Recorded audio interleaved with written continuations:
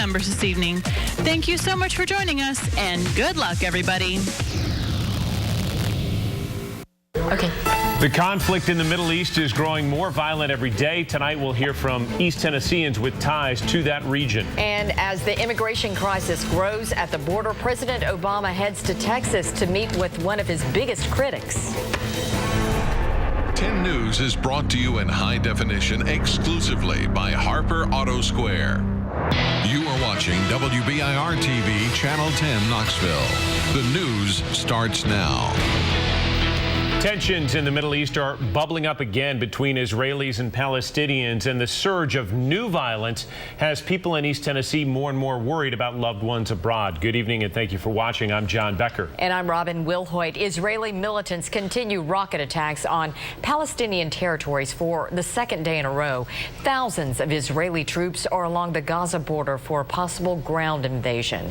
Warplanes are pounding what the military says are Hamas targets. At least 60 Palestinians have been killed in those attacks. The unrest in that part of the world is leaving many here in Knoxville worried about friends and family. WBIR 10 News reporter Kendall Morse spoke with people here concerned for their loved ones' safety. Kendall? That's right, John and Robin. Now, militants continue firing rockets deep into Israeli territory. Power outages are common in the area, which doesn't make it easier for people here just hoping for a phone call or email to know their people they care about are okay. Rocket attacks continue on the other side of the world. This leaves many in Knoxville waiting for a word of relief from friends and family. The Knoxville Jewish Alliance has an exchange program, sending youth, educators, and medics to their sister city in Israel, Hadera. It gives many people here a feeling of angst, especially those of us who do have these relationships that we've developed through the partnership. JeffGubitz holds on to the emails from friends, thankful that they're okay. It's very frustrating. In fact, this morning there were a flurry of emails that said, "We're fine." Gubitz says a rocket landed near Hadera recently, a place many here in Knoxville have visited during the 12-year partnership. We all have connections, and as do folks of Palestinian descent who live here, and so we're all very, very concerned for our friends and families that are there. Amira Sakala is of Palestinian descent.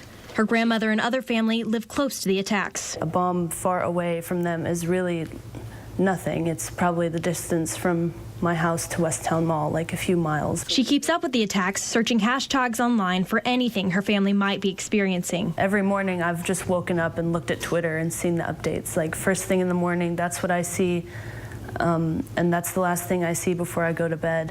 But that isn't enough to give her peace of mind living on this side of the world. It's really hard to hear their news, but it's something that we have to keep in touch because we don't know the last time that we'll be able to say anything to them.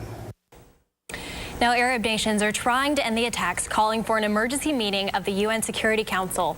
Palestinians want the council to adopt a presidential statement or resolution protecting Palestinian people and holding those responsible for the attacks accountable.